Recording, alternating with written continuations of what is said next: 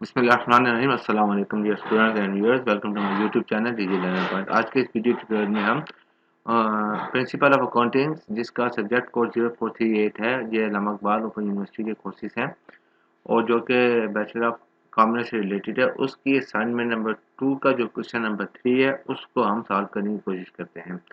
तो चले हम स्टार्ट करते हैं रीड आउट करना, फिर हम इसके सोल्यूशन की तरफ मूव करेंगे। Enter the following transaction into three column cash of mister Numan trading company for the month of सितंबर 2016। कह रहे हैं आपको जो ट्रांजैक्शन दी गई है मिस्टर नुमान ट्रेडिंग कंपनी के लिए जो कि सितंबर 2016 से रिलेटेड है, आपने उसको थ्री कॉलम जो कैश है, थ्री कॉलम कैश जो बुक है उसमें आपने उसको तैयार करना है या उस फॉर्मेट में आपने उसको प्रिपेयर करना है।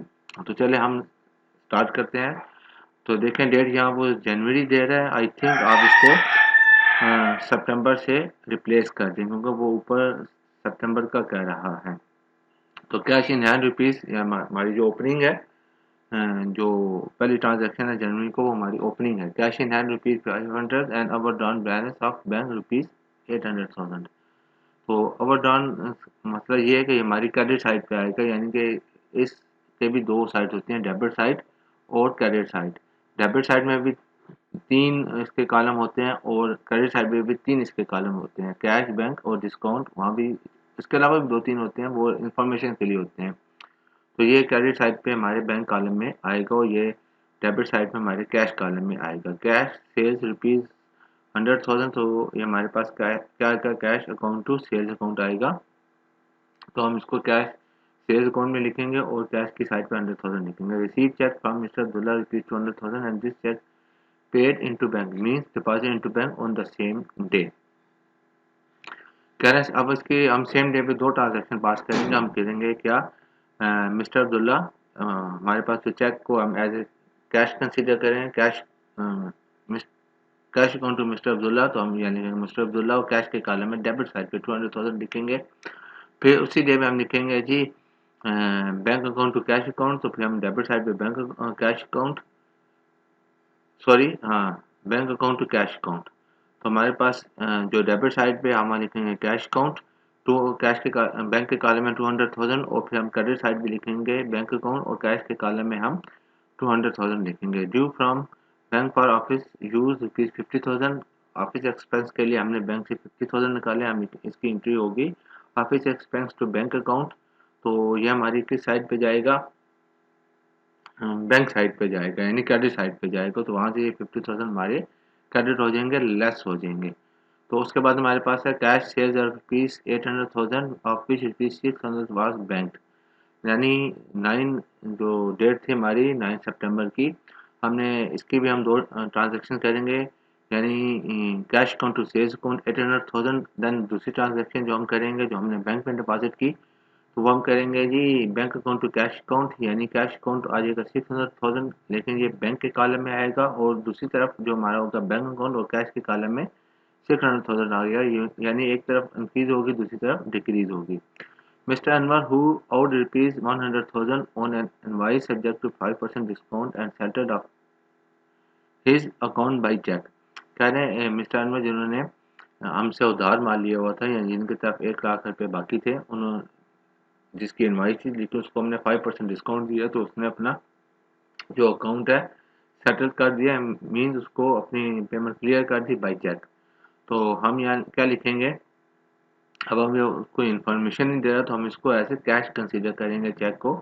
तो हम लिखेंगे मिस्टर अनवर अकाउंट, डिस्काउंट के कॉलम में डेबिट वाली साइड पे हम लिखेंगे क्या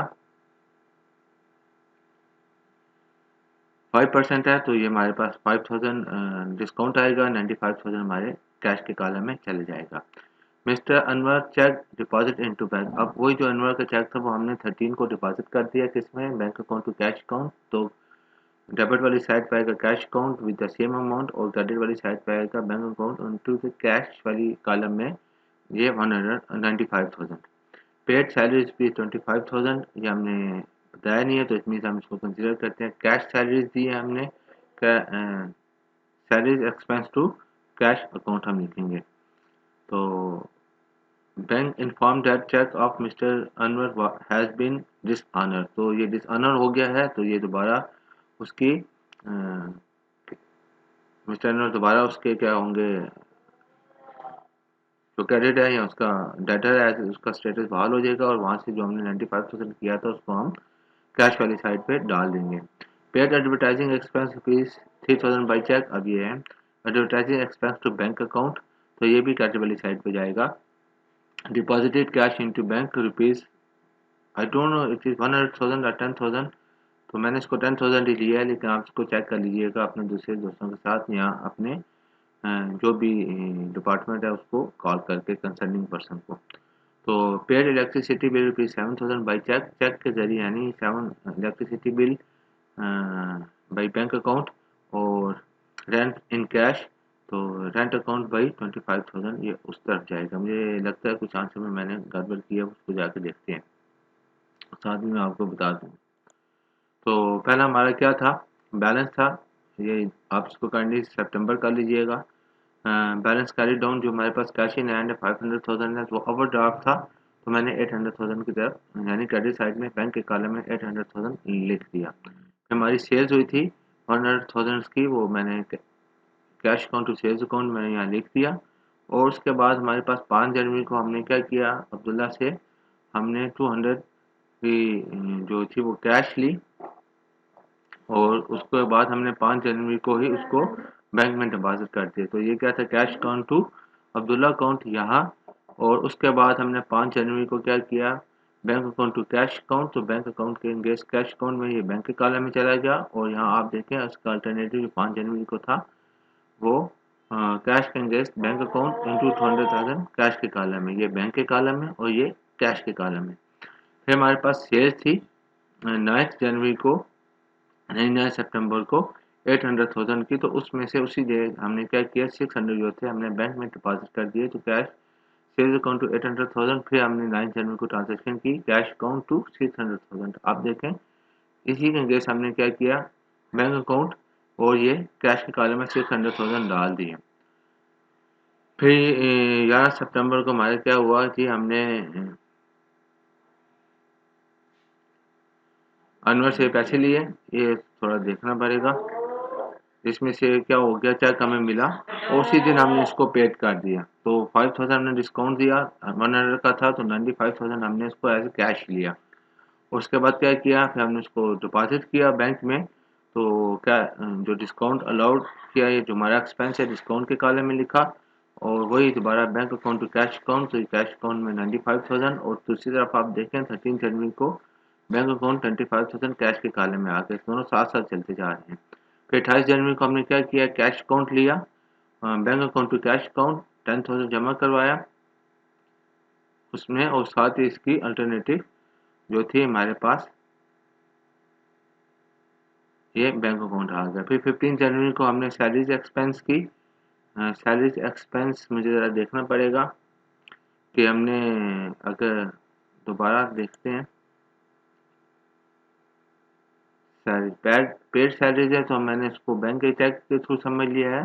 तो आप काइंडली इसको अगर चेक के ज़रिए समझ तो यहाँ ठीक है, लेकिन अगर आप इसको कैश के थ्रू समझते हैं तो आप इसको यहाँ लिख सकते हैं, 15 जनवरी के बाद करके यहाँ लिख सकते हैं। मैंने इसको बैंक अज्यूम कर लिया, लेकिन हकीकत में ये क्या होगा, चेक कैश के थ्रू ही होगा। तो आप काइंडली इसको यहाँ से उठा के, मैं इसको हाईलाइट भी कर देता हूँ, इसको आप काइंडली यहाँ लिख दीजिएगा 13 के नीचे, तो ये कैश में से हमारे काम हो जाएगा। ठहर एक मिनट में देखता हूँ ये मैं सही लिखा है, सॉरी मैंने सही लिखा है, क्योंकि salary respect to cash account, तो कैश अकाउंट के कॉलम में ये हमारे पास आ जाएगा, क्रेडिट साइड में होगा, हमारा कैश डिक्रीज होगा, बिल्कुल ठीक है। शुरू में मुझे थोड़ी कंफ्यूजन हो गई थी। फिर जो हमारा ये वाला था जो हमने अब्दुल अनवर का चेक जो हमने 13 जनवरी को डिपॉजिट किया था वो डिसऑनर हो गया। तो वो डिसऑनर होने के बाद दोबारा 95,000 की हमारी क्रेडिट हमने अपनी लायबिलिटी क्या की थी, यहाँ से डिक्रीज की थी, तो वो दोबारा 95,000 पे बढ़ गई। एडवर्टाइजिंग एक्सपेंस थे चेक के थ्रू, तो हमने 3,000 यहाँ लिख दिया।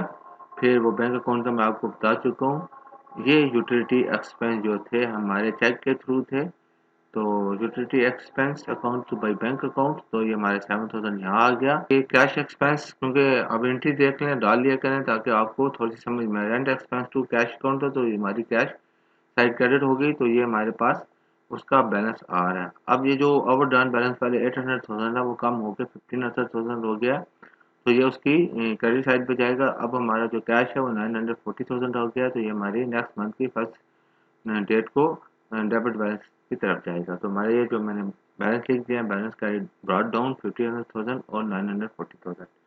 अगर कहीं कोई क्वेश्चन में या ट्रांजैक्शन में या किसी भी पार्ट में आपको कोई कैलकुलेशन में मिस्टेक नज़र आए तो काइंडली उसको ज़रूर हाईलाइट कीजिएगा कमेंट सेक्शन में। अगर आप कोई चीज़ शेयर करना चाहें कि कोई अपना आइडिया, कोई ओपिनियन या मज़ीद इसको बेहतर बनाने के लिए, तो most welcome. Thanks for watching. अस्सलाम।